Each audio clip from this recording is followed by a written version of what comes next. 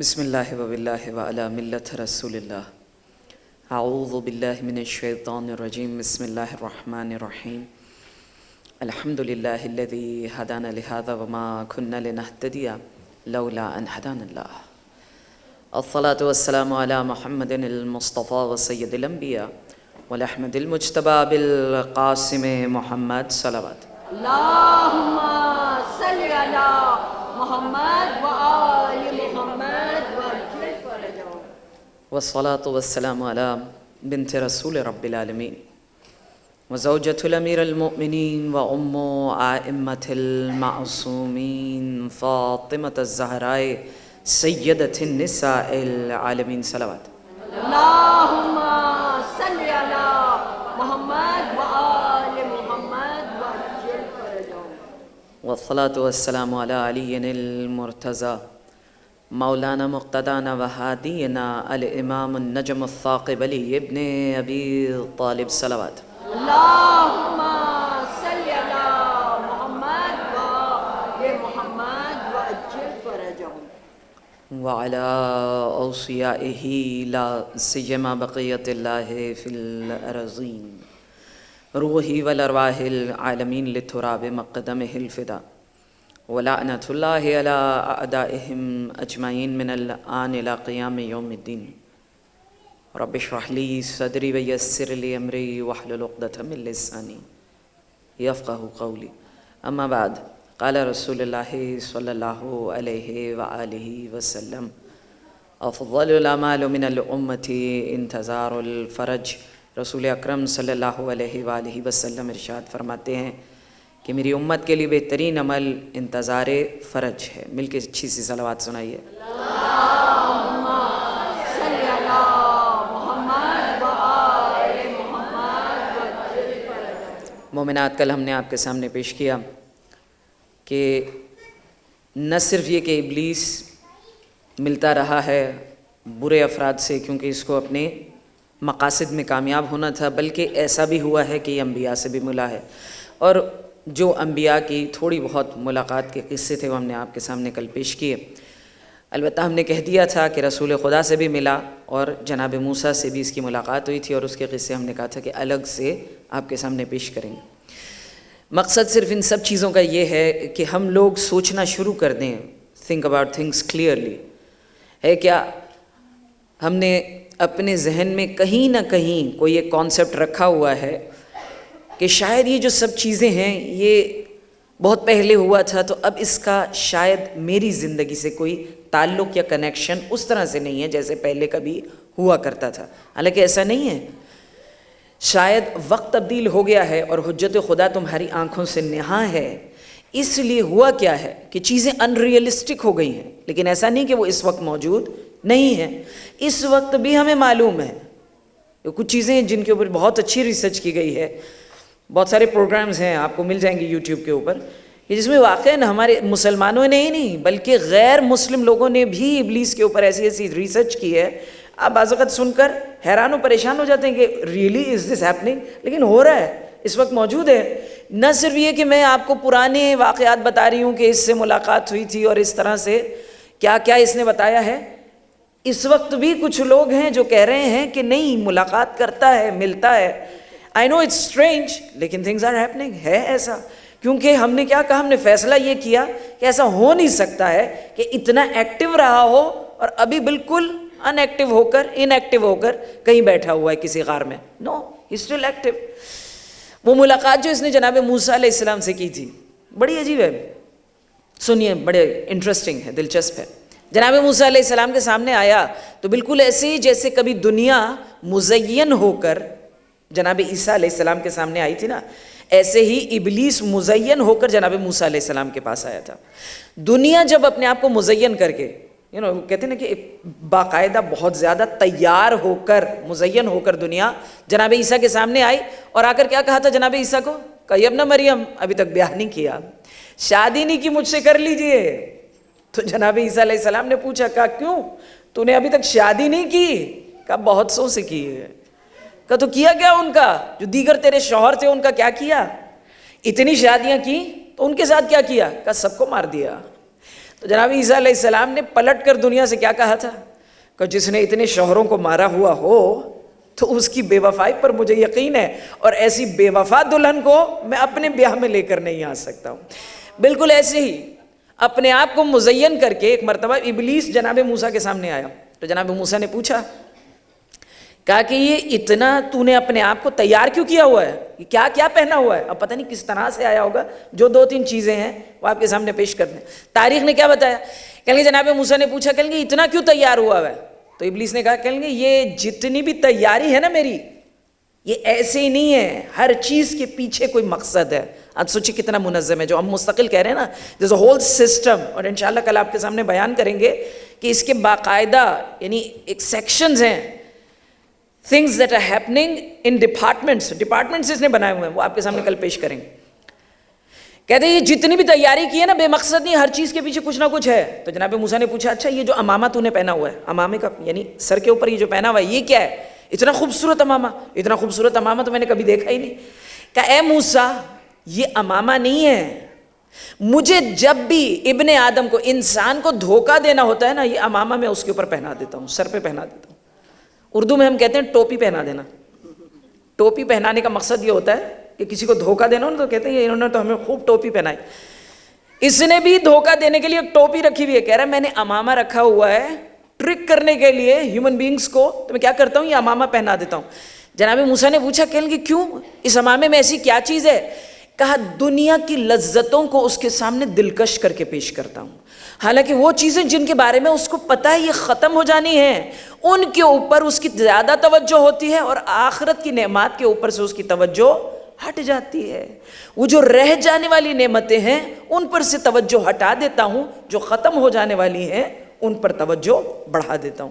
جناب موسیٰ نے پوچھا، کہا اچھا یہ جو کمر میں تیرے کمر بند ہے، کمر بند آپ کی زبان میں یعنی بیلٹ، کہ اس کے اوپر یہ ہیرے لگے ہوئے ہیں، سونے کا بنا ہوا ہے، سونے کے دھاگے سے، اس میں کیا ہے، یہ کیا چیز ہے؟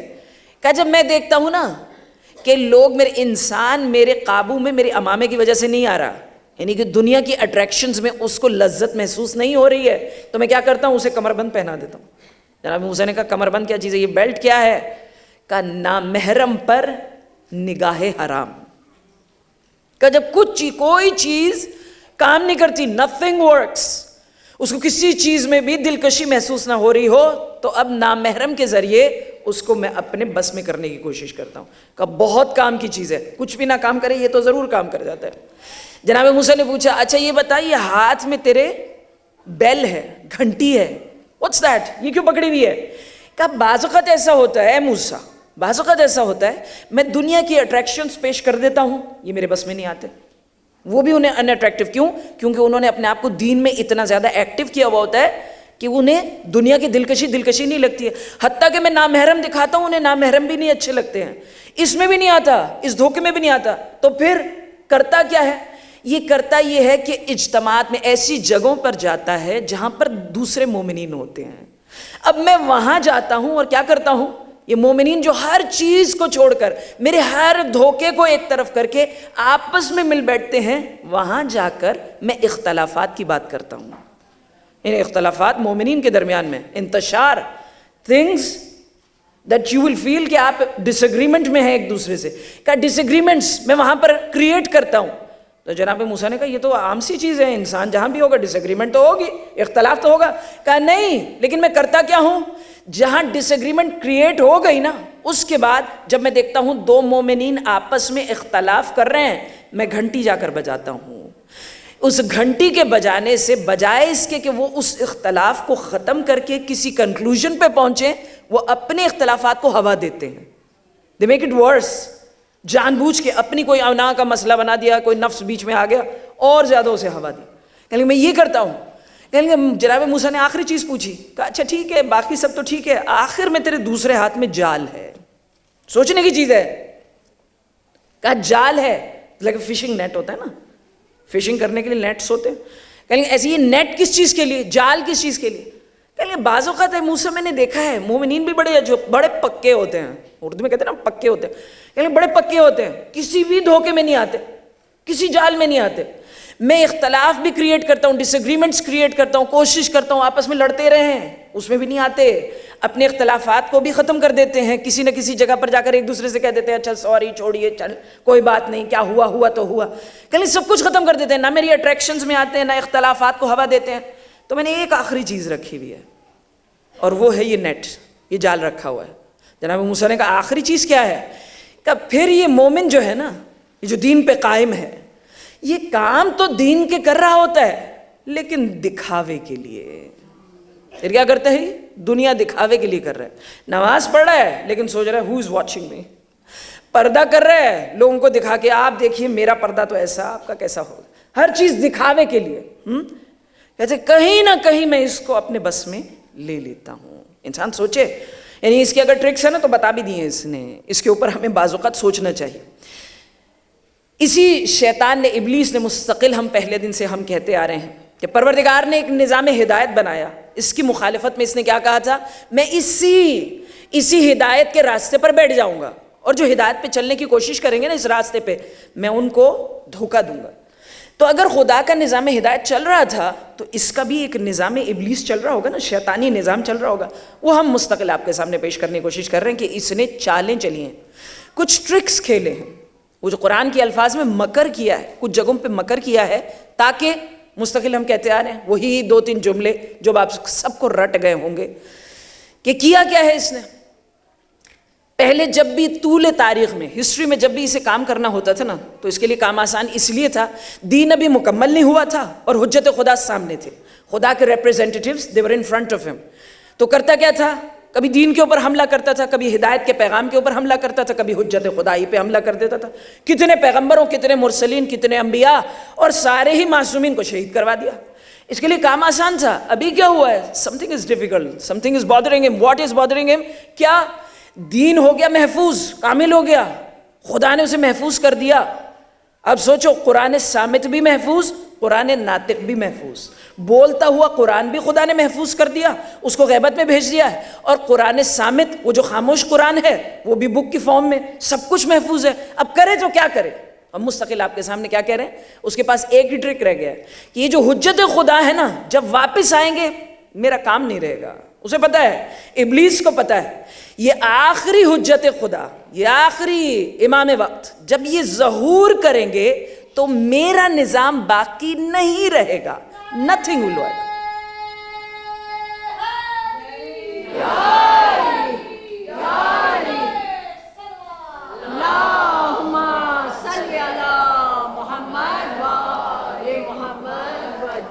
نظام عدل آئے گا تو نظام ظلم کی ضرورت رہے گی نہیں. تو کیا کیا جائے؟ اپنے آپ کو بچانا تو ہے, تو کیسے بچا رہا ہے کہ یہ جو ظہور ہے نا حجت کا, اسی کو ڈیلے کر دو, اس میں تاخیر کر دو. آپ کے سامنے مستقل ہم پہنچاتے آ رہے ہیں. تاخیر کر دو. تاخیر کیسے کرے گا؟ ہم مستقل آپ کو کیا سنا رہے ہیں کہ بھئی ہوتا کیا ہے, دشمن خدا کو بھی پتہ چل جاتا ہے میں اس نظام سے لڑ نہیں سکتا ہوں, اسے ختم نہیں کیا جا سکتا. کیوں؟ کیونکہ اس کے پیچھے مشیت پروردگار ہے, خدا کا ارادہ ہے. خدا کے ارادے کو ختم نہیں کیا جا سکتا, لیکن چیزوں کو ڈیلے کیا جا سکتا ہے. ڈیلے کیسے کرے گا؟ امام کے ظہور کو ختم تو نہیں کر سکتا, ہو کے رہے گا, حتماً ہو کے رہے گا, لیکن ہوگا کیا؟ کرنے کی کوشش کیا کر رہا ہے؟ تاخیر کر دے, تاخیر کر دے اس میں. اور تاخیر کیسے کریں گے؟ تو سب کو پتہ ہے کہ دیکھیں ظہور تب ہوگا جب 313 ہوں گے. 313 کے یہ جو ذہن ہے یہ بننے ہی نہ دو, ان کے ارادوں پر ایسا کام کرو, ان کو ایسا مصروف کرو کہ یہ تیار ہی نہ ہو. جب 313 نہیں ہوں گے تو ظہور بھی نہیں ہوگا. تو اب یہ کر کیا رہا ہے؟ آپ پر کام کر رہا ہے, اور مختلف طریقوں سے کام کر رہا ہے. وہ آپ کے سامنے ہم مستقل پیش کر رہے ہیں کس طرح سے اس کا ایک نظام چل رہا ہے, کس طرح سے وہ انسان کو دھوکہ دینے کی کوشش کر رہا ہے. آج آپ کے سامنے ایک اور اس کا مکر پیش کریں, مل کے ایک اچھی سی صلوات سنائیے. اللہم صلی علی محمد و آل محمد وعجل فرجہم.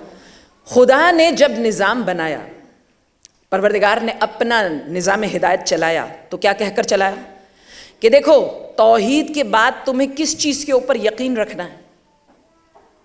اصول میں کیا آتا ہے بھئی, توحید کے بعد آپ نے سب سے پہلی چیز انسان کو پروردگار نے متوجہ کیا کہ دیکھو میرا نظام چلے گا نا تو کس چیز کی بنیاد پر؟ عدل کی نظام پر, عدل کی بنیادوں پہ چلے گا. The basis will be justice, ہر چیز عدل کے مطابق چلے گی. اس نے ابلیس نے اس کی مخالفت میں ایک نظام بنایا. اس نے کیا پیش کیا؟ مستقل ہم جو آپ کے سامنے پیش کر رہے ہیں، ہر چیز in opposition to the system of the almighty, ہر چیز اس کی مخالف چل رہی ہے. خدا نے کہا عدل سے چلے گا، عدل ایسا ہوگا بڑا آسان، راستہ بناؤں گا صراط مستقیم. صراط مستقیم کا مطلب کیا ہوتا ہے؟ صراط کا مطلب راستہ، مستقیم سیدھا، بڑا آسان ہوگا. آپ کہیں گے نہیں دین اتنا بھی آسان نہیں ہے، مشکل ہے.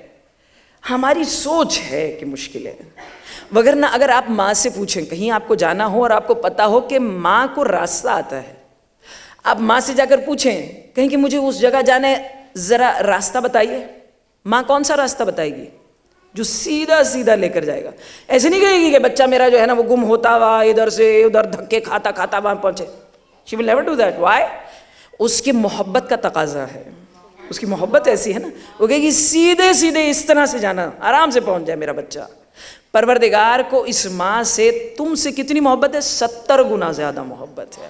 پروردگار نے جب اپنی اس مخلوق کو بھیجا ہے دنیا میں تو اس نے ٹیڑھا راستہ نہیں رکھا، اس نے کہا سیدھا سیدھا راستہ ہے، بس اسی سے پہ چلتے رہنا، منزل مل جائے گی. شیطان نے اس کی مخالفت میں ایک راستہ بنایا ہے جس کو دجالی راستہ کہتے ہیں. کبھی وقت ملا ہے انشاءاللہ موقع ملا تو دجال کے اوپر بھی بیان کریں گے، لیکن آج تفصیل میں جانے کا وقت نہیں ہے. دجال کا راستہ کیا ہے؟ Confusing, every thing in confusion. انسان اتنا کنفیوز ہو جائے کہ بقول چھٹے امام کے امام نے ارشاد کیا فرمایا تھا؟ آخری زمانہ جو دجالی زمانہ ہوگا اس میں حالت کیا ہوگی؟ Decision making will become extremely difficult. فیصلہ کرنا بہت مشکل ہو جائے گا. کسی نے پوچھا، کہا مولا کیوں؟ کہا کیونکہ شیطان دجالیت یعنی ایک دجالی نظام کو ایسا فروغ دے گا کہ اگر ایک سچا پرچم ہوگا نا، اس کے ساتھ 7 جھوٹے پرچم ہوں، ان 7 جھوٹے پرچموں میں سے ایک سچے پرچم کو نکالنا ہے. Very difficult. Every thing will become very confusing. یہی اسی نے کیا. وائی؟ تاکہ تم کنفیوز ہی رہو، منتشر رہے تمہارا ذہن، یہ ٹھیک ہے یا یہ ٹھیک ہے، اور تم کبھی منزل پہ نہ پہنچو. 1-2 مثالیں دیں، ہم دیں مثالیں، تھوڑا سا ساری ہلا دو.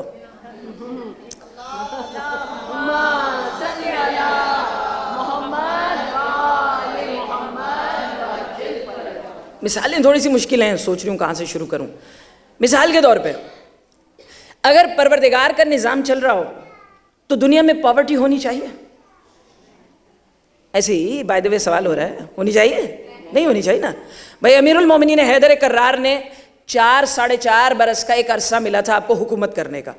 جب حقیقتاً الہی نظام کو آپ نے مسلط کیا یعنی شروع کیا، اس کو رائج کیا ہے، کہتے ہیں جس دن حیدر کرار کی شہادت ہوئی ہے تو جتنی بھی مملکت اسلامیہ تھی اس میں سے غربت نظر نہیں آتی تھی. 4-4.5 برس کے عرصے میں پاورٹی ہیڈ فنشڈ، ختم ہو چکی تھی. اتنا خیال رکھتے، ایسا نظام سامنے لے کر آئے تھے. کبھی موقع ملا تو وہ بھی سنائیں گے. اور آپ کہیں کہ نہیں چلیں یہ تو دوسرا ہی پہلے ہو چکا. الہی نظام اس وقت کہاں رائج ہے؟ کہیں پر بھی رائج نہیں، اس کی طرف مت دیکھو. تم کہاں دیکھو کہ جب امام زمانہ نے واپس آنا ہے تو نظام کیسا ہوگا. الہی نظام کو جب آپ رائج کریں گے تو حالت کیا ہوگی؟ ہمیں روایات سے پتہ چلتا ہے نو پاورٹی تو ہے ہی نہیں. کتنی ختم ہو چکی ہوگی کہ یتیم کی آنکھ میں آنسو نہیں ہوگا، کوئی دسترخوان نہیں ہوگا جس کے اوپر کھانا نہیں ہوگا. لوگوں کو اتنا مل چکا ہوگا، اتنا زیادہ، کھیت کھلیان لہلہا رہے ہوں گے، لوگوں کے پاس اتنا ہوگا کہ خمس و زکوٰۃ لینے والے مل نہیں رہے ہوں گے. لوگ شیعان حیدر کرار کے پاس اپنے خمس و زکوٰۃ کو لے کر آئیں گے لیکن وہ بھی بے نیاز ہوں گے. سمجھ نہیں آئے گی صدقہ خیرات کس کو دیں، اتنا لوگ بے نیاز ہوں گے. الہی نظام کا یہ ہے نتیجہ. انہوں نے اس کے مقابلے میں دجالی نظام نا ہے نا، ہو میرے ساتھ سن رہے ہو؟ 2-3 منٹ دے دینا. اس کے مقابلے میں الہی نظام ایسا ہونا چاہیے نو بڈی شوڈ فیل. وہ جو اس وقت چل رہا ہے نا کہ جو ہے وہ ایکسپینسز اتنے بڑھ چکے ہیں، نو ون شوڈ فیل دس. کسی کو ایسا محسوس نہیں ہونا چاہیے الہی نظام میں. لیکن دجالی نظام میں، اس نے دجالی نظام کیسا بنایا؟ ابلیس نے ہی در حقیقت یہ نظام بنایا. اس کے بیسس کیا ہے؟ اس نظام کی کیپٹلسٹ معاشرے کی بیسس کیا ہے؟ خدا کہہ رہے میں نے نظام بنایا ہے، تم سب برابر ہو، تم میں اگر تفریق ہے تو تقوی کی بنیاد پر. اس نے نظام بنایا کیپٹلزم. کون کامیاب ہے؟ خدا کہہ رہے تقوی تمہیں کامیاب کرے گا. اس نے نظام بنایا. کون کامیاب ہے؟ جس کے پاس پیسہ زیادہ ہے. Survival of the fittest. جس کے پاس زیادہ پیسہ ہے وہی کامیاب ہے. اس کا نتیجہ کیا نکلا ہے؟ ایک پورا بر اعظم ہے افریقہ جہاں پر اتنی پاورٹی ہے, اتنی غربت ہے, افلاس ہے کہ بڑا عجیب ہے.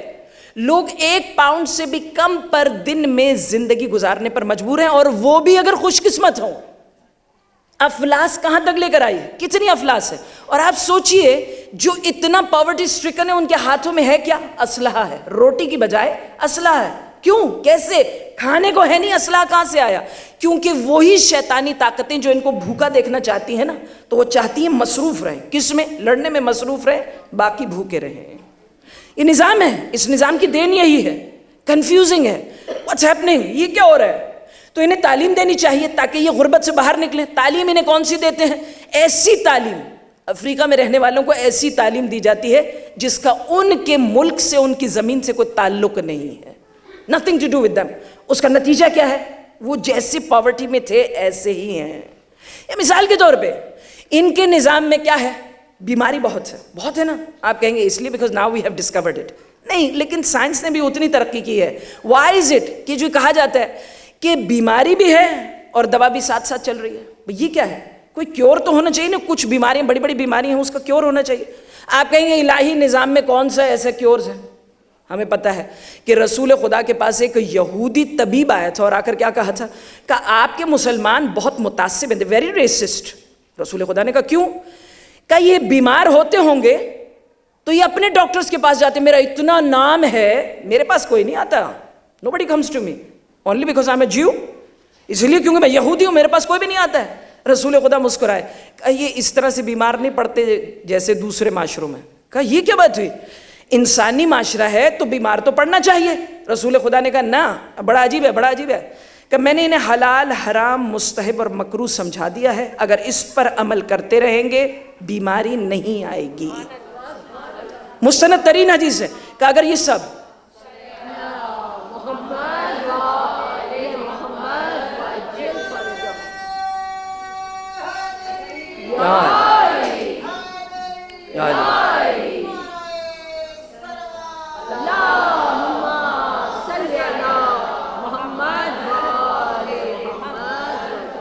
بیماری نہیں آئے گی. ادھر دجالی نظام. میں نے ایک مرتبہ سرچ انجن میں ایسے ہی ڈالا. میں نے کہا ایسی کیوریوسٹی کلز دا کیٹ والی کیفیت تھی میری. میں نے ویسے ہی سرچ انجن میں کیا ڈالا؟ میں نے کہا is cancer a multi-million dollar industry. بعض اوقات search engines they're really nice to you. وہ کیا کرتے ہیں؟ آپ کو کریکٹ کریں گے. نیچے سے گوگل نے مجھے کریکٹ کیا, کہیں گے ڈڈ یو مین, یعنی کہ میں غلط تھی. Did you mean is cancer a multi-billion dollar industry. اور میں نے اس پہ کلک کیا. او ہو آرٹیکلس کی آرٹیکلس, ایسی ایسی ریسرچ سامنے ہے. اس میں ایک آرٹیکل بڑا انٹرسٹنگ تھا. ایسی یعنی میں نے بہت آرٹیکلس پڑھے, بڑی ریسرچ پڑھی. اس میں ایک بیچارے نے, جو بیچارہ بہت ہی کوئی دکھی ہوگا, اس نے کیا لکھا؟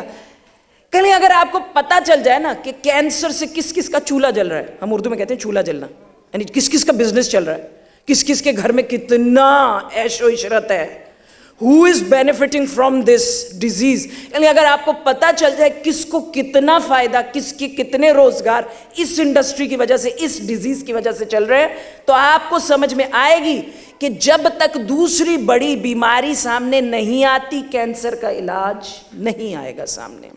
مے be I am wrong, over ہی ہو گئی ہوں, ایگزیجریٹ ہو رہا ہے, لیکن جیسے ہم کل کہہ رہے تھے کہ تصویر کا دوسرا رخ بھی دیکھیے.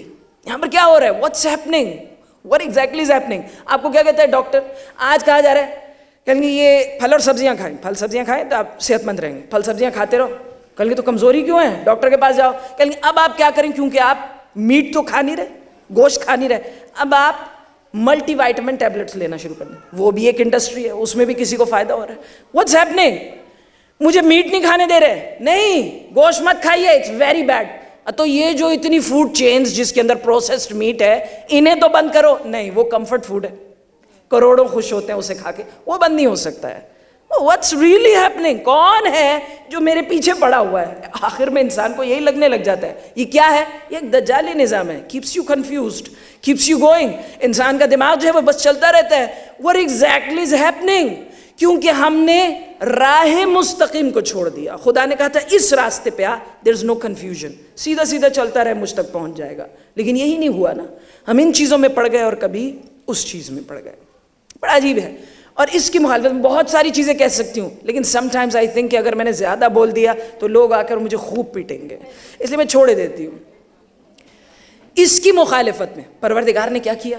وہ جہاں شیطان نے اپنے ایڈریسز, اپنی چیزیں تمہاری کنفیوژن کے لیے اور تمہیں بہلانے یعنی دھوکہ دینے کے لیے تمہیں سارا انتظام کیا نا, پروردگار نے ایک انتظام اپنا بھی کیا کہ دیکھو جب یہ دنیا اسے تنگ کر رہی ہوگی نا تو کچھ ایڈریسز ہونے ہیں جہاں جا کر اسے سکون مل جائے. ایسا نہ ہو کہ حجت خدا سامنے نہیں ہے تو یہ بے قرار رہے نا. کچھ ایسے پتے میں حجت خدا کے بتا دوں گا, سمجھا دوں گا اور انہیں محفوظ بھی کر دوں گا کہ جب بہت دل تنگ آ جائے کرے گا نا, شاید اسی لیے زیارات کا آپ کو اتنی تاکید کی جاتی ہے کہ ضرور آیا کرو, آ جائے کرو, ہمارے در پہ آ جائے کرو, ہم سمیٹ لیں گے. پروردگار نے یہ ایڈریسز, یہ پتے محفوظ کر دیا. ہم نے کہا تھا مستقل آپ کے سامنے 7 ایڈریسز امام زمانہ کے حجت خدا کے پیش کریں گے. ہم کرتے کرتے کہاں تک آ گئے؟ کون سا ایڈریس آج آپ کے سامنے پیش کرنا؟ نمبر 5 ہے, 5 ہے, نمبر 5 ہے. اور باقی کے یاد ہیں؟ سب کو یاد ہے؟ ماشاءاللہ ماشاءاللہ. چلیں بتائیں. سامرہ, مسجد جمکران, کربلا, اور کل ہم نے پیش کیا کہ 3 ایڈریسز ہوں گے جو امام کے ظہور کے بعد بھی ویری امپورٹنٹ پلیسز. سب سے پہلا تو خود ہی ان کا اپنا ایڈریس فوری طور پہ کون سا ہوگا جو آپ کے سامنے کل پیش کیا؟ کعبۃ اللہ. آج آپ کے سامنے ایک اور ایڈریس جو ظہور کے بعد بہت امپورٹنٹ ہوگا وہ آپ کے سامنے پیش کر رہے ہیں. یہ پوچھتی اس لیے ہوں کہ ہمارے ایک استاد ہمیشہ کہا کرتے تھے کہ دیکھو عشرہ محرم کو کورس سمجھا کرو, شارٹ کورس. ویسے تو پورے سال گزر جاتا ہے, کوئی ہمیں شغف نہیں ہوتا, کتاب اٹھا لے شارٹ کورس پہ چلے جائیں, کچھ ہو جائے. لیکن یہ عشرہ محرم ایسا ہونا چاہیے جس میں we should feel that I went on a short course and I got something. مجھے آخر میں سرٹیفکیٹ ملے نہ ملے لیکن ذہن میں کچھ چیزیں کلیئر ہونی چاہیے. تو اس لیے کوشش کر رہے ہیں آپ کے سامنے تاکہ ایک کورس کی طرح ایک دوسرے سے سیکھتے رہیں. آج مولا کا 5واں ایڈریس جو ظہور کے بعد بھی امپورٹنٹ ہوگا. بلکہ ہم نے جو پہلے دن بات کہی تھی نا کہ کبھی جو آپ کا ریزیڈنس رہا ہو, ماں باپ کی جگہ رہی ہو, وہ آپ کے لیے بڑی امپورٹنس کی جگہ ہوتی ہے. ظہور کے بعد میرے مولا کا ایک ریزیڈنس کا ایڈریس ہے جہاں پر میرے مولا کی رہائش ہوگی, مولا رہیں گے. وہ آج آپ کے سامنے پیش کرنا ہے. کس کو معلوم ہے؟ I don't have a gift to give it to you. مسجد سہلا, مسجد سہلا بڑی عجیب جگہ ہے, بہت عجیب جگہ ہے. اس کے لیے امام جعفر صادق علیہ السلام نے ارشاد فرمایا تھا,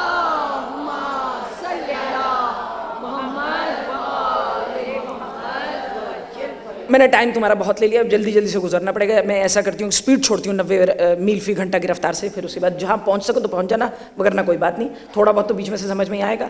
مسجد سہلا کیسی جگہ ہے؟ چھٹے امام ارشاد فرما رہے ہیں ابو بصیر سے, بہت ہی زبردست آپ کا صحابی تھا, مولا ان سے کیا ارشاد فرما رہے ہیں کہ ابو بصیر اگر میں کوفے میں ہوتا نا تو اس مسجد کے علاوہ کہیں پر بھی عبادت کے لیے نہ جاتا. کہا مولا کیوں؟ ابو بصیر چھٹے امام سے پوچھ رہے ہیں, کہا مولا کیوں؟ کہا اس لیے کیونکہ ہر نبی, ہر پیغمبر, ہر مرسل کو پروردگار نے اس مسجد میں عبادت کے لیے ضرور بھیجا. کہا کچھ انبیاء کی یہ رہائش رہ چکا ہے, جیسے جناب ابراہیم علیہ السلام اور جناب خضر علیہ السلام, جناب داؤد علیہ السلام کا بھی کچھ عرصے کے لیے یہ ریزیڈنس رہا ہے. کہ اس کے اطراف میں ایک بہت بڑا علاقہ ہے جہاں پر ہر وقت پروردگار کی برکتوں کا نزول ہوتا رہتا ہے. مزید ارشاد فرماتے ہیں کہ دن کا کوئی لمحہ ایسا نہیں ہوتا جب یہاں پر ملائکہ کی قطاریں نہ اتر رہی ہیں. اور بڑا عجیب ہے, بہت عجیب مقام ہے. بعض اوقات ہم لوگ جب جاتے ہیں نا زواری کے لیے تو مجھے بعض اوقات معذرت کے ساتھ, بہت معذرت, کہ مجھے ایسا لگتا ہے مسجد کوفہ کے بعد مسجد سہلا لے کر جا رہے ہوتے ہیں. کیوں؟ کیونکہ بچانے کی کوشش کر رہے ہیں, دوبارہ آنا پڑے گا مسجد, یہاں پر جو ہے وہ کوفے آنا پڑے گا. تو جو قافلے والے ہوتے ہیں نا وہ ایک ہی دن میں دونوں مسجدوں کو نمٹا رہے ہوتے ہیں. آپ کو مسجد کوفہ کے بعد جب مسجد سہلا لے کر جاتے ہیں نا, مسجد کوفہ میں گھٹنے ختم ہو چکے ہوتے ہیں, وہاں جا کے سب پڑ جاتے ہیں. کہتے ہیں اچھا بس اب مسجد کوفہ کر لی. مسجد سہلا بعض اوقات ایسا لگتا ہے معذرت کے ساتھ بیچاری یتیم مسجد, وہاں پر پہنچتے ہیں سب کچھ انسان ساری انرجی ختم کر کے پہنچ رہا ہوتا ہے. مسجد سہلا کی خوبصورتی کیا ہے کہ بقول امام معصوم کے کہ تمہارے وقت کا امام منگل اور بدھ کی درمیانی شب یہاں ضرور موجود ہوتے ہیں. یہاں پر کچھ مقامات ہیں نا مقام امام جعفر صادق بھی یہی ہے، مقام امام زین العابدین بھی یہی ہے، اور مقام امام زمانہ بھی یہاں موجود ہے۔ مسجد سہلہ کا جو مقام امام زمانہ ہے نا، وہاں پر اتنے علماء نے امام زمانہ سے ملاقات کی ہے، کہتے ہیں کہ شاید سب سے زیادہ اگر علماء کی کہیں ملاقات امام زمانہ سے ہوئی ہے تو وہ مسجد سہلہ میں اسی مقام پر ہوئی ہے۔ یہیں پر ہی مہدی بحر العلوم کی ملاقات 200 سال پہلے امام زمانہ سے ہوئی تھی، اور مولا نے اتنے معاملات واضح کیے تھے۔ اب میرے پاس ڈیٹیل کا وقت نہیں بچا ہے، بس ایک تمہیں قصہ سنا دیتی ہوں تاکہ تقویت ملے کہ حقیقتاً اس مسجد میں جا کر ملاقات امام سے ہو سکتی ہے۔ اب جا کر سانس لیں گے۔ کون سا واقعہ ہے؟ ایک لڑکا تھا، بڑا مشہور واقعہ، جوان لڑکا، اس کو عارضہ قلب ہو گیا، ہارٹ کا کوئی ڈیزیز ہو گئی۔ ہر وقت دل کے اندر ایسا درد، شدت کا درد رہتا تھا کہ اس مرض کی وجہ سے اس کی تجارت میں فرق آ گیا۔ Whatever business that he used to do, اس کی وجہ سے وہ صحیح سے تجارت نہیں کر پاتا تھا، اور کیونکہ تجارت متاثر ہو گیا، پیسہ ہے نہیں، so the first thing what happened, what can you imagine the first thing that happened to ہم، جہاں پر شادی کی بات چل رہی تھی وہ بھی ختم ہو گئی۔ لڑکی والوں نے شرط کیا رکھ دی کہ بزنس جب صحیح ہوگا اب بیٹی دیں گے۔ یہ پتہ نہیں کیوں ہوتا ہے، یعنی یہ بیچارہ پریشان ہو گیا، کل نہ شادی ہو رہی ہے، بزنس خراب، صحت خراب، پتہ نہیں کب مر جاؤں۔ لوگوں سے پوچھا کہ کیا کروں، لوگوں نے مختلف اپنے سارے وہ جو ہوتے ہیں نا کہ یہ کر لے، وہ کر لے، یہ نماز پڑھ لے، یہ والا عمل کر لے۔ کسی دوست نے کہا کہ مسجد سہلہ کیوں نہیں جاتا ہے؟ منگل اور بدھ کی درمیانی شب میں امام زمانہ وہاں آتے ہیں، 40 منگل اور بدھ کی درمیانی شب مستقل یہاں جاتے رہو، حتماً امام زمانہ سے ملاقات ہوگی۔ اگر ملاقات ہو تو مولا کے سامنے اپنا مدعا پیش کرنا، سب سے زیادہ تو سب سے بڑے طبیب حقیقی تو وہی ہیں، انہی کے سامنے اپنا مدعا پیش کر دینا۔ کہیں گے اس نے شروع کیا، عمل شروع کیا، کہیں گے مرض جو ہے وہ بڑھتا جا رہا ہے، دل کا جو درد ہے وہ بڑھتا جا رہا ہے۔ کہیں گے 40واں جب منگل اور بدھ کی درمیانی شب تھی، کہیں گے وہاں پہنچا تو کسی نے لا کر قہوہ دیا، قہوہ ابھی پینے ہی لگا تھا کہ سامنے سے ایک عرب آیا، پرانا زمانہ تھا، میدان کھلے ہوئے، کہیں سامنے سے عرب آ رہا تھا، اس نے کہا اب یہ آئے گا، سلام دعا کرے گا، یہ قہوہ اسے دینا پڑے گا، قہوہ پیچھے چھپا لیا۔ کہیں گے میں I don't want to share my tea with anybody، میرے جیسا ہی ہوگا کوئی، میرا ہی بھائی۔ کہیں گے ٹی جو ہے، اس نے قہوہ پیچھے چھپا لیا۔ کہیں گے اب وہ واقعی عرب جو آیا، کہیں گے میں نے دیکھا کہ بڑا خوبصورت جوان ہے، کہیں گے آئے اور آ کر جو ہے مصافحہ کیا، اور ہوتا ہے عربوں میں، کہیں گے بیٹھ بھی گئے۔ کہیں گے اب میں پریشان، کہا یہ تو بیٹھ گئے ہیں، ایسا نہ ہو قہوے کو دیکھ لیں۔ کہیں گے اب سوچ رہا ہوں کہ کیا کروں۔ کہیں گے بہرحال انہوں نے ادھر ادھر کی کافی دیر باتیں کرتے رہے، میں نے دیکھا کہ میرے تو اعمال کا وقت بھی نکل رہا ہے، نماز نہیں پڑھوں گا، آج آخری منگل اور بدھ کی درمیانی شب ہے، امام سے ملاقات کی اس عرب کی وجہ سے۔ کہیں گے میں نے سوچا قہوہ دے دیتا ہوں، شاید پی کے چلے جائیں۔ کہیں گے قہوہ پیچھے سے نکال، کہیں قہوہ پیئیں گے آپ؟ کہیں گے انہوں نے کہا اسی کا تو انتظار کر رہے تھے، لاؤ ادھر دو۔ کہیں گے ایک مرتبہ قہوہ لیا، پیا اور کہا اب تم بھی پیو۔ کہیں گے اب میں نے سمجھا کہ بھئی عربوں میں معیوب سمجھا جاتا ہے، اب کوئی کہے میں نے پیا اب آپ بھی پیئیں، منع کروں گا، کہیں گے لو، اس لیے کیونکہ میں نے جھوٹا کر دیا، پیا نہیں۔ کہیں گے اب کیا نہ کیا کرتا، میں نے لیا اور میں نے ایک مرتبہ پی لیا۔ کہیں گے قہوہ پیا ہے، وہ جو دل کا عارضہ تھا، وہ جو مستقل درد تھا، اچانک ختم ہو گیا۔ کہیں گے میں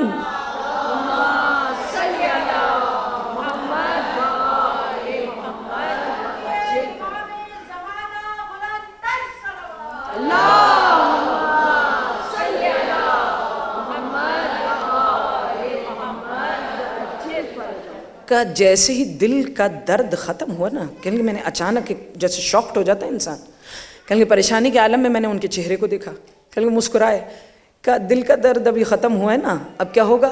اب تم بزنس بھی اچھا کرو گے، تجارت اچھی ہو جائے گی، پھر اسی لڑکی سے شادی ہو جائے گی جس سے تم چاہ رہے تھے۔ کہیں گے میں سوچ نہیں رہا کہ ان کو سب کچھ کیسے پتا ہے۔ کہیں گے وہی جیسے ہم کل کہہ رہے تھے، مستقل آپ ہر واقعے میں دیکھیں گے انسان کی کیفیت ایسی ہو جاتی ہے کہ زبان تالو سے لگ جاتی ہے۔ کہیں گے میں پریشانی کے عالم میں انہیں دیکھ رہا ہوں کہ کون ہے یہ جو سب کچھ پتہ ہے میری زندگی کا۔ کہیں گے وہ ایک مرتبہ مسکراتے ہوئے ہاتھوں کو جھاڑتے ہوئے اٹھے، جیسے کوئی کام کر کے اٹھتا ہے نا، یعنی اٹھے، کہا عبداللہ ساتھ نہیں چلو گے، مسجد کوفہ بھی جانا ہے؟ کہیں گے ہاں چلتا ہوں۔ کہیں گے مسجد کوفہ گئے اور کہاں گئے؟ کہیں گے زیارت کرنے چلتے ہیں۔ کہا کس کی؟ کہا مسلم ابن عقیل کی، سفیر حسین کی۔ بھائی کس کا کس سے کہاں رابطہ ہے، بڑا عجیب ہے۔ کہیں گے مسلم ابن عقیل کے روضے پر چلتے ہیں۔ کہیں گے میں گیا ان کے ساتھ۔ کہیں گے عبداللہ میں سلام پڑھتا ہوں چہاردہ معصومین پہ، تم پیچھے پیچھے پڑھتے رہنا۔ لڑکے کا نام عبداللہ تھا۔ کہیں گے 13 معصومین کی زیارت انہوں نے پڑھی ہے۔ پھر آخر میں میری طرف پلٹے، کہا عبداللہ اپنے 12ویں امام کو سلام نہیں کرو گے؟ کہیں گے میں نے آواز دی، کہا السلام علیکم یا صاحب الزمان، کہیں گے انہوں نے منہ سے کہا وعلیکم السلام. کہیں گے اب سمجھ میں آیا.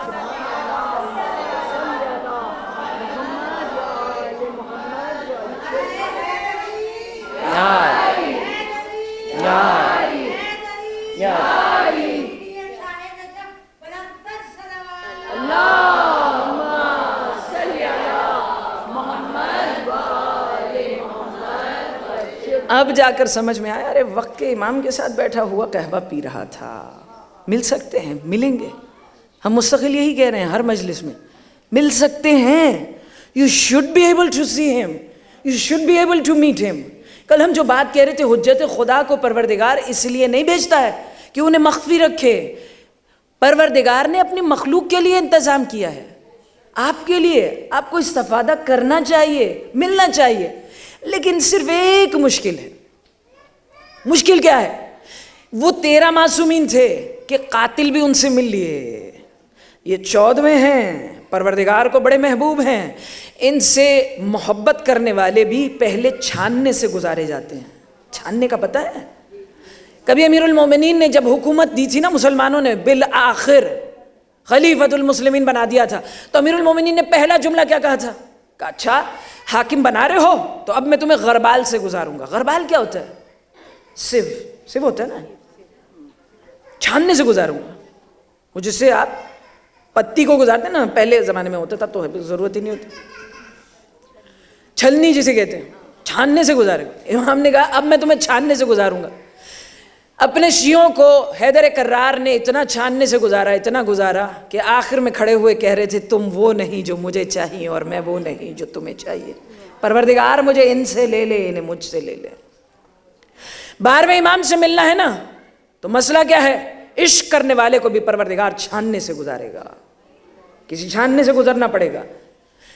آپ کا تو نہیں پتا، لیکن ہمارے بچپن ہمارا پاکستان میں گزرا، تو وہاں پر نصاب میں کیا ہوتا تھا؟ معاشرتی علوم، جیوگرافی میں ایک پکچر ہوتی تھی جس میں دکھایا جاتا تھا کہ پانی کو فلٹر کرنے کا طریقہ کیا ہوتا ہے. تو ریکس ہوتے تھے اس کے، ویسے سب سے اوپر بڑے والے پتھر رکھو، نیکسٹ ریک پہ اس سے چھوٹے والے پتھر، نیچے اور چھوٹے پتھر، آخر میں کنکریاں. پانی کو اس سے گزارو، آخر میں جو فلٹرڈ واٹر ہوگا وہ پیو. اب یہ تو پتہ نہیں کتنا فلٹر اچھا تھا. البتہ میں کبھی سوچتی ہوں کہ پروردگار نے ایسا ہی ایک فلٹر کا نظام امام زمانہ سے ملاقات کے لیے رکھا ہوا ہے. بہت سارے فلٹر ہیں، گزرو گے تو امام سے ملاقات ہوگی. پہلا فلٹر آپ کو کیا لگتا ہے کیا ہے؟ پہلا فلٹر مجھے لگتا ہے تڑپ ہے. مستقل 3 دن ہو گیا ہے جس پر بات کرتے ہوئے. تڑپ بھائی حتماً چاہنے والا شیعہ ہی ہوگا نا، مومن ہی ہوگا جو چاہ رہا ہے کہ میری ملاقات ہو. تو وہ تو سب چیزیں ایک طرف ہو گئیں کہ ایمان ہو اور نماز پڑھتا، وہ تو بات کی چیز، بہت پہلے کی چیزیں ہیں. اس کے علاوہ جو ملاقات کرنا چاہ رہے ہیں نا، سب سے پہلا ریک جس پر سے یہ فلٹر ہو کر جائے گا نا، فرسٹ ریک، وہ کیا ہے؟ تڑپ تو ہو. تڑپ ہونی چاہیے. کتنی تڑپ؟ ہمارے پاکستان میں ایک بہت بڑا سکول ہے، شیعوں کا سکول ہے کراچی میں. تو اتنا کامیاب ہے کہ اب تک 14-15 ہزار بچے جو ہیں اس سے نکل چکے ہیں. وہ عموماً جو ہے وہ ایسے کوئی دینی سینٹرز چلتے نہیں ہیں وہاں پر، لیکن یہ چل پڑا ہے. تو اس کے اونر سے کسی نے پوچھا کہ کیسے چلا لیا آپ نے اتنا عرصے تک؟ کہ ہم نے سوچ لیا تھا کہ سب سے زیادہ توجہ کس پہ کرنی چاہیے؟ ہیڈ ماسٹر پہ. The headmaster should be dedicated. اتنا ڈیڈیکیٹڈ ہو، کتنا ڈیڈیکیٹڈ کہ جب بھی کوئی ہیڈ ماسٹر آتا ہے تو ہم انہیں کیا کہتے ہیں؟ کہتے ہیں اتنی ڈیڈیکیٹڈ آپ نے رہنا ہے اسکول سے کہ صبح 7 سے 4 بجے تک آپ یہاں ہوں گے، اور شام 4 بجے سے رات کے 11 بجے تک جب تک آپ بیدار ہیں، you're awake، تب تک آپ نے اسکول کا اتنا سوچنا ہے، اتنی توجہ کرنی ہے کہ رات 11 بجے سے 6 بجے تک آپ سوئیں تو خواب بھی اسکول کا آئے. اتنی ڈیڈیکیشن. وہ جو پوچھنے والا تھا وہ بھی پریشان ہو گیا، آپ ہی کی طرح، بالکل آپ جیسے پریشان دکھ رہے ہیں. How is it possible? کل ہم نے کہا کہ ہم ہیڈ ماسٹر سے پوچھتے ہیں. کل ہیڈ ماسٹر سے پوچھا جو 10-15 سال سے وہاں کے ہیڈ ماسٹر تھے. کل ان سے پوچھا، کل آپ کے ساتھ ایسا ہے؟ کل خدا کی قسم یہ جو انہوں نے کہا تھا نا اتنا ڈیڈیکیٹڈ ہو، میں ایسے ہی کرتا ہوں تو مہینے میں خدا کی قسم 10-12 روز کے علاوہ مجھے خواب بھی اسکول کا ہی آتا ہے. ڈیڈیکیشن ہوگی. وہی جو ہم مستقل کہہ رہے ہیں ظہور اکبر نہ بھی ہو تمہارے ذات کے لیے ظہور ہو جائے. وہ کبھی ایک شاگرد آیا تھا نا اپنے استاد کے پاس, آ کر کہنے لگا, کہنے لگا امام زمانہ ہمیں کیوں نہیں ملتے, مجھے اتنی تڑپ ہے, اتنی پیاس ہے مجھے, I really want to meet him, کیوں نہیں ملتا میں, why is it, کیوں نہیں آتے مولا. کہنے لگا اچھا اسے چھوڑ. استاد نے کیا کہا, کہنے لگا اس کو چھوڑ, آج میں چاہتا ہوں اگر واقعی تو امام زمانے سے ملاقات کرنا چاہتے ہیں نا تو آج میں بتاتا ہوں کیا کرنا ہے. وہ ریڈی ہو گیا, اس نے ہاں کیا کرنا ہے, کون سا چلا کاٹنا ہے, which نماز do I have to read, which عمل. استاد نے کہا کہیں گے آج جب سونے لگے نا, سونے سے پہلے نمک اٹھانا پھانک لینا, لاٹس آف نمک, کہیں گے لو کھا جاؤ, کہیں گے لیکن پانی نہیں پینا ہے. نمک کا اصول کیا, آپ زیادہ کھا لیں یو ول فیل تھرسٹی, ہے نا, پیاس ہوتی ہے, پیاس لگتی ہے, زیادہ سالٹی چیز کھانے کے بعد پیاس لگتی ہے. کہیں گے نمک کھا لے اور اس کے بعد پانی نہیں پینا. صبح کو آ کر بتائیے کیا ہوا, کہیں گے اچھا اچھا امام زمانہ سے ملاقات ہوگی. نمک اس نے پھانک لیا, پانی پی لیا, سو گیا. صبح میں آیا, استاد نے پوچھا, کہیں گے کیا ہوا, کہیں گے آپ پوچھ رہے ہوں گے امام زمانہ سے ملاقات ہوئی یا نہیں, امام زمانہ کو تو چھوڑیے میری تو حالت ہی خراب رہی. کہیں گے کیوں, کیا ہوا, کہیں گے آپ نے کہا تھا نمک کھانا پانی نہیں پینا ہے.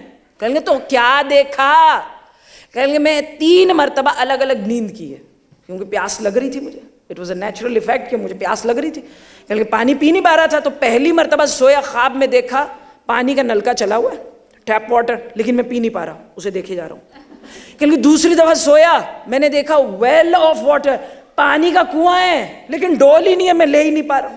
کہیں گے تیسری مرتبہ سویا, دریا میرے سامنے بہ رہا ہے پانی کا, لیکن میں وہاں جا ہی نہیں پا رہا, مستقل یہی دیکھتا رہا, پانی پانی پانی.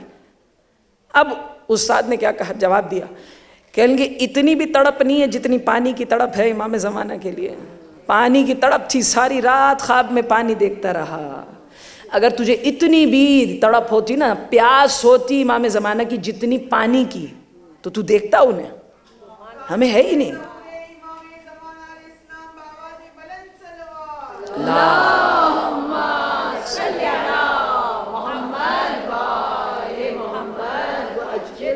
آخری ایک دو باتیں کیسے کروں یہ تڑپ پیدا, what shall I do, اب میں کروں کیا. بھائی اتنی ڈیڈیکیشن ہو سکتی ہے. اب بہت سارے لوگ یہاں بیٹھ کے سوچے اتنا ڈیڈیکیشن ٹو مچ ہے, یہ تو بہت زیادہ ہے, یہ کون کرے گا. ارے جتنا کر سکتے ہو وہ تو کرو, ایٹ لیسٹ جو کر سکتے ہو وہ تو کرو. ہمارے ساتھ مسئلہ کیا, ہم کرتے کیا ہے, مانگ بہت زیادہ رہے ہیں, ایفرٹ بڑی کم ہے. سوچے میں کیا مانگ رہی ہوں, مجھے 313 میں سے کر دے پروردگار, ناصرین امام زمانہ میں سے کر دے. اور ایفرٹ کیا ہے, ایفرٹ مجھ سے جو ہم نے بات کہی تھی کہ صلاۃ اللیل کا مولا نے کہا ہے وہی نہیں پڑھ, یا مثال کے طور پہ پڑھ رہے ہیں, ہسٹری پڑھی ہوئی ہے, اصول آتے ہیں, عقائد تمہارے صحیح ہیں, فقہ سارا آتا ہے, ایفرٹ کم ہے, مانگ بہت رہے ہیں. کیوں, کیونکہ 313 میں سے کون ہے, سلمان فارسی ہوں گے, ابو ذر غفاری ہوں گے, مالک اشتر ہوں گے, جنہوں نے اتنی ایفرٹ کی ہے, اتنی ڈیڈیکیٹڈ یہ لوگ تھے کہ انہوں نے انہی کی راہ پر جانے دیا. If I don't have that much dedication, تو پھر میں مانگ کیوں رہی ہوں, جب مجھے پتہ ہے ایفرٹ نہیں ہے تو why am I thinking مجھے مل جائے گا, مل کیوں جائے گا, کیوں سوچ رہی ہوں ملنا چاہیے, کیونکہ ہم سمجھ رہے ہیں I deserve it, کرنا کچھ نہیں ہے, I deserve it. کیوں, یہ کون کرتا ہے, وہ جن کے دلوں میں کہیں نہ کہیں تکبر ہوتا ہے نا, وہ ایسا کرتا ہے, وہ ایسا کر رہا ہے. I know deep inside me کہ I shouldn't be asking for this, لیکن کیونکہ میری ذات اتنی بڑی ہو چکی ہے کہ میں کہتی ہوں I deserve it, مجھے مانگنا چاہیے. غور سے دیکھ اپنے اندر, واقعی مانگنا چاہیے. کعبے کس منہ سے جاؤ گے غالب, شرم تم کو مگر نہیں آتی. I'm not concentrating, کر کیا رہی ہوں میں, تو پھر کیا کروں, مانگو کس سے, جس کے در پہ آئے ہو نا اسی سے مانگو. بس بھائی یہیں تک لے کر آنا تھا, جس کے در پہ آئے ہو, فرش عزا جس کا ہے نا انہی سے مانگو, تڑپ بھی انہی سے مانگو. کیونکہ اگر ان کی نظر عنایت ہو جائے نا, اگر وہ کسی ایک کے اوپر بھی نظر عنایت کر دیں تو اسے اتنا تڑپاتے ہیں کہ شب عاشور گزرنے پر حر علیہ السلام ہو جاتے ہیں. ایک نظر عنایت حسین کی, جس کے در پہ آئے ہو نا ان سے کہو ایک بار نظر عنایت کر دیں, جسٹ ونس, ایک بار. میں اگر بتاؤں صرف ایک واقعہ, آخری چیز ہے, ایک آدمی تھا عبداللہ، اس کا بھی نام عبداللہ ہی تھا، یہ جا رہا تھا حج کے لیے، حج کے لیے جا رہا تھا. کہتے ہیں یہ بنو امیہ کے دور کا، بلکہ بنو عباس کا دور تھا. کہنے لگے میں حج کے لیے جا رہا تھا. کہنے لگے تو جس طرح سے ریلیٹیوز ملنے کے لیے، اعزاء اقربا ملنے کے لیے آتے نا، سب آ رہے تھے ملنے کے لیے. اچھا بھی جا رہا، مبارک ہو. کہنے لگے ایک مرتبہ میں نے کیا دیکھا، میرے گھر کے اندر کون آیا ہے؟ کہا بنو امیہ کا ایک آدمی. اس دور میں بنو امیہ کا کوئی آدمی کسی شیعہ کے گھر میں آ جائے تو اس کا مطلب تھا جان تو پکی گئی. کہنے لگے اب میں بیٹھا ہوں کہ ارے میں تو حج پہ جا رہا تھا، یہ بنو امیہ کا آدمی کہاں سے آ گیا، جان یہی ختم. کہنے لگے میں بہت ہی نروس، اتنا ڈر ڈر کے سب سے مل رہا ہوں. کہا یہ کیوں آ کر بیٹھ گیا؟ کہنے لگے سب چلے گئے تو اب یہ اٹھا تو میں نے دیکھا چہرے کے اوپر ندامت ہے، سختی نہیں. مارنے آیا تو چہرے پہ سختی ہونی چاہیے، چہرے پہ ندامت کس چیز کی؟ کہا تھا تو بنو امیہ کا، لیکن آخر میں جملہ کیا کہا؟ کہا حج پہ جا رہے ہو؟ ہاں جا رہا ہوں. کہا تم مدینے بھی جاؤ گے؟ ہاں. کہا مدینے جاؤ گے تو اپنے چھٹے امام سے بھی ملو گے؟ کہ پھر میں نے سوچا اوہو یہی پتہ کرنے آیا، پھر اس کے بعد جب میں کہوں گا چھٹے امام سے میں ملوں گا پھر مارے گا. کہ میں نے سوچا بھائی اب مر رہا ہوں تو کیا ہے، چھپانے کیا ضرورت ہے. کہ میں نے کہا نہیں، ہاں ملوں گا. کیا کرو گے تم؟ چھٹے امام سے میری ملاقات ہوگی، میں جاؤں گا مورل سے ملنے کے لیے. کہیں گے اس نے کہا یہی پوچھ رہا تھا کہ جب اپنے امام سے ملنے کے لیے جاؤ تو میرا ایک پیغام کہہ دو گے؟ کہا میرے امام سے بنو امیہ کے ایک آدمی کا پیغام؟ کیا؟ کہ ان سے بس اتنا پوچھنا میں شرمندہ ہوں، کیا میری توبہ قبول ہو سکتی ہے؟ بس اتنا پوچھ لینا. کہیں آدمی کہتے ہیں میں بڑا حیران ہوا. کہیں بہرحال حج پہ گیا، حج کیا، مدینے پہنچا، مدینے آیا، وہاں چھٹے امام سے ملاقات کے لیے گیا.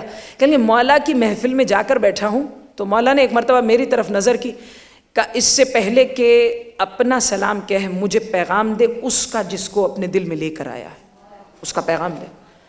کہیں گے مولا اتنی طلب ہے آپ کو؟ کہ وہ پیغام بس اتنا ہے، بس اس نے کہا ہے کہ میں شرمندہ ہوں، توبہ قبول ہو سکتی ہے. کہ جب واپس جائے تو سب سے پہلے کہنا جعفر الصادق نے سلام کہا ہے.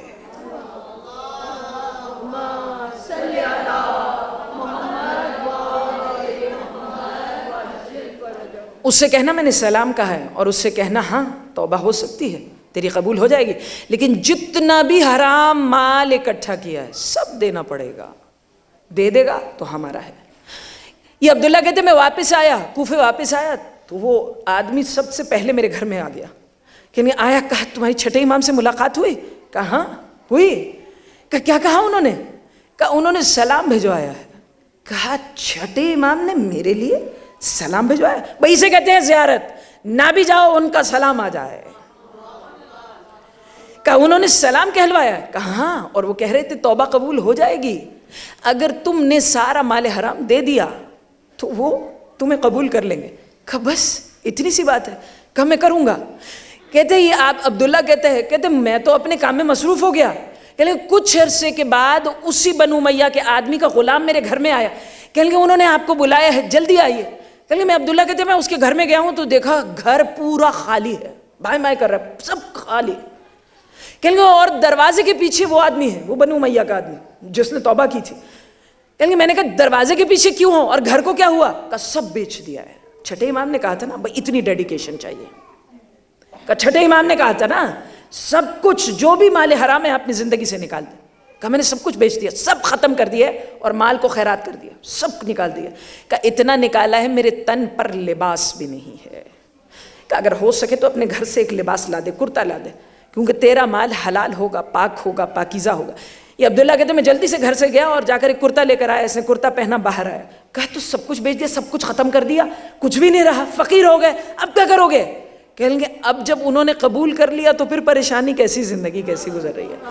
کہیں گے وہ چلا گیا، میرے دماغ سے نکل گیا اس کے ساتھ کیا ہوا ہوگا. عبداللہ کہتا ہے کچھ عرصے بعد ایک آدمی آیا مجھے بلاتے ہوئے.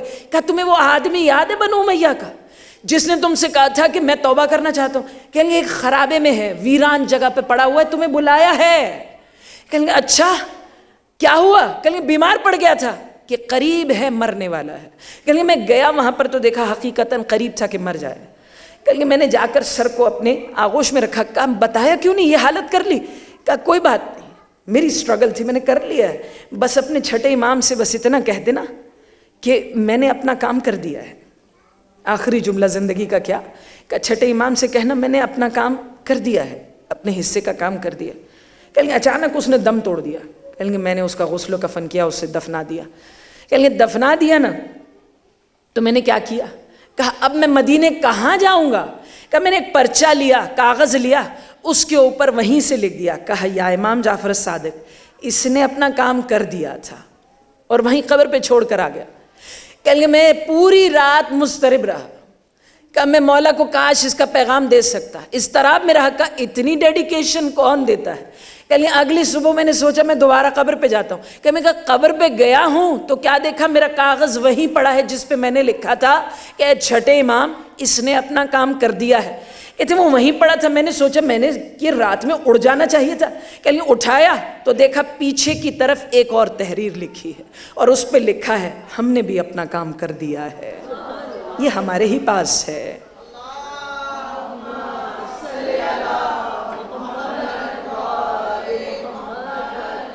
ایسا کچھ کرو, ایسی زندگی گزارو, وہ قبول کر لیں, وہ بھی قبول کر لیں, سمیٹ لیں. اور سمیٹیں گے. کبھی آؤ یہاں پر, دنیا سے کتنا دل گھبرایا ہوا ہو, حسین کے غم میں ایک آنسو بہاؤ, ایسا لگتا ہے سمیٹ لیا انہوں نے, سمیٹ لیا ہے. دل کتنا ہی بھرا ہوا کیوں نہ ہو, حسین کے غم میں ایک مرتبہ دل سے آہ نکلے. حسین دل پر ایسا ہاتھ رکھ دیتے ہیں, ایسا لگتا ہے کوئی غم ہی نہیں تھا. ہر غم پہ یہ جو ہم مصیبت حسین سناتے ہیں نا, اس لیے کہ تمہیں یاد رہے کہ مصیبت زدہ تو حسین تھا, میرے غم ان کے سامنے کچھ بھی نہیں ہے. سمیٹ لیں گے. کتنا غم ہے حسین کا, کس کا غم منانے آئے ہو آج؟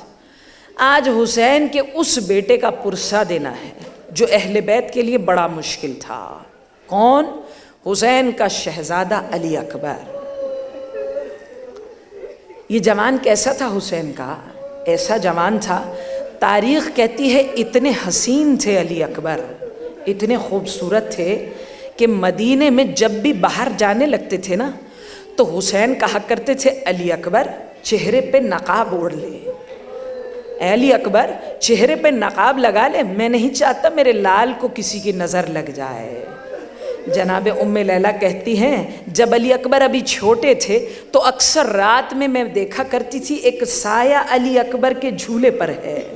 جب میں کہتی کون ہے تو حسین کی آواز آتی تھی, آہستہ ام لیلہ میں اپنے بچے کے حسن کا نظارہ کر رہا ہوں. وہ جس کے حسن کا نظارہ حسین جیسا حسین کرے اسے علی اکبر کہتے ہیں. کہتے اتنے حسین تھے علی اکبر کہ جب میدان کارزار میں نکلے ہیں نا, کہتے اشقیاء میں کھلبلی مچ گئی, کہ شبیہ رسول آ رہا ہے. کہتے ہیں لوگوں نے حسن علی اکبر کے اتنے قصے سنے ہوئے تھے کہ اشقیاء نے حسن علی اکبر کا نظارہ کیسے کیا ہے. شیخ مفید اپنے مقتل میں کہتے ہیں لوگ اپنے گھوڑوں کے اوپر کھڑے ہو گئے, اونٹوں پہ کھڑے ہو گئے, کہا ہر کوئی پوچھ رہا تھا علی اکبر کہاں ہے. ارے علی اکبر کے حسن کا نظارہ تو کریں. اب سوچو ایسا حسین لال ہو, اس کو حسین نے خدا حافظ کیسے کہا ہوگا, کیسے کہا. کہتے ہیں جب علی اکبر جانے لگے نا تو حسین نے کیا کہا تھا, کہا علی اکبر جا رہا ہے میرے لال لیکن پیچھے مڑ مڑ کے مجھے دیکھتا رہنا. کہتے ہیں علی اکبر چلے, کیا دیکھا, پیچھے سے آواز آئی خیمے سے علی اکبر, اور پیچھے مڑ کے دیکھ لے میرا بھائی دوڑتا ہوا آ رہا ہے. کہتے ہیں علی اکبر نے کیا دیکھا, حسین دوڑتے ہوئے پیچھے چل رہے. اجرکم من اللہ, اجرکم من اللہ. پروردگار تمہارے جوانوں کی جوانی سلامت رکھے, تمہاری گودوں کو آباد رکھے, تمہارے گھروں کو آباد رکھے. ام لیلہ کا گھر ویران ہو گیا. کہتے ہیں علی اکبر ایک مرتبہ سواری سے اترے, کہا بابا میں نے تو رخصت لے لی تھی, یہ آپ میرے پیچھے دوڑتے ہوئے کیوں آ رہے ہیں. کہتے ہیں حسین نے عجیب جملہ کہا کاش علی اکبر تیرا کوئی تیرے جیسا بیٹا ہوتا اور تو تجھے پتا چلتا باپ کے دل پہ کیا گزر رہی ہے.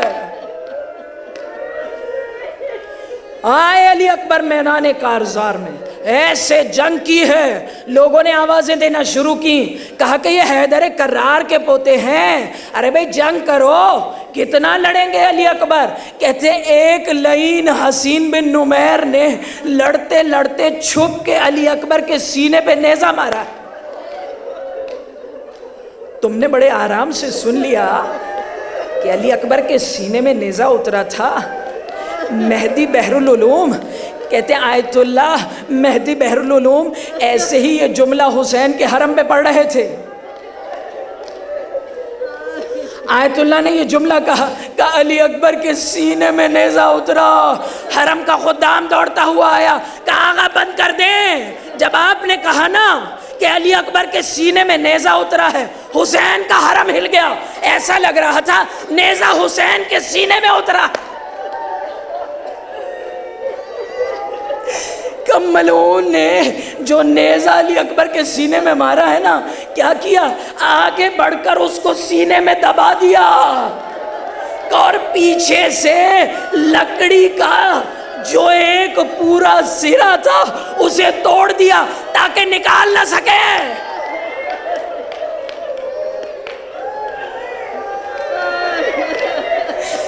جب سینے میں نیزہ اترا ہے نا, علی اکبر نے گھوڑے کی گردن میں بائیں ڈال دی. گھوڑا اشکیا میں چلا گیا, ہر ایک نے وار کیا. فقطہم بسیوفہم اربا اربا, ارے شبیہ رسول کو ٹکڑے ٹکڑے کر دیا. گرتے ہوئے علی اکبر نے آواز دی, بابا آئیے گا نہیں, نانا رسول خدا آ گئے, بابا علی مرتضیٰ آ گئے, آپ نہ آئیے گا. ارے کیسے نہ آتے حسین, اب جو چلے حسین. کسی نے پیشانی پہ پتھر مارا, بوڑھا حسین زمین کربلا پہ منہ کے بل آیا. کوہنیوں کے بل چل رہے ہیں.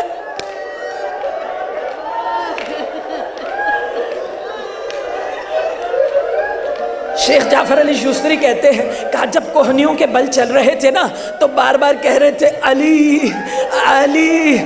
کسے پکار رہے تھے؟ شاید علی اکبر کو کہہ رہے ہوں, علی اکبر مجھے نظر نہیں آ رہا, آواز تو دے.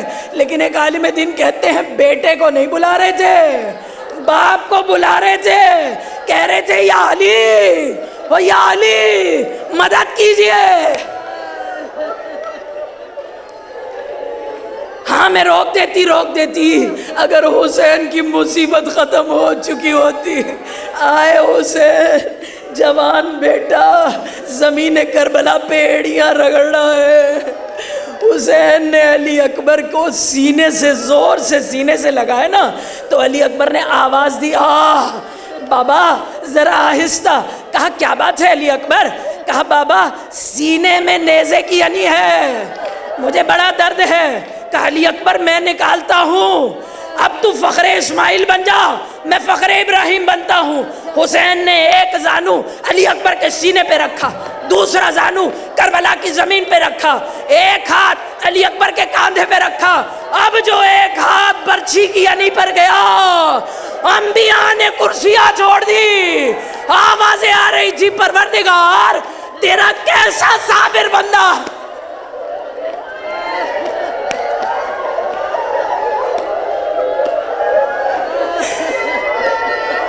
جب برچھی باہر نکلی علی اکبر کا کلیجہ بھی ساتھ تھا. حسین نے چاہا زندہ علی اکبر کو خیمے میں لے جاؤں. کہا علی اکبر تھوڑا تم کوشش کرو, تھوڑا میں کوشش کرتا ہوں. سینے میں باہیں ڈالی, علی اکبر کو کھینچتے ہوئے جو چلے, راستے میں جوان نے دم دے دیا. اب جو جوان لاش ڈھلکی, حسین سے پکڑا نہیں گیا, زمین کربلا پہ رکھا, آواز دی, او بنی ہاشم کے بچوں آ جاؤ, حسین غریب ہو گیا, ہم مل کے استقبال کرو.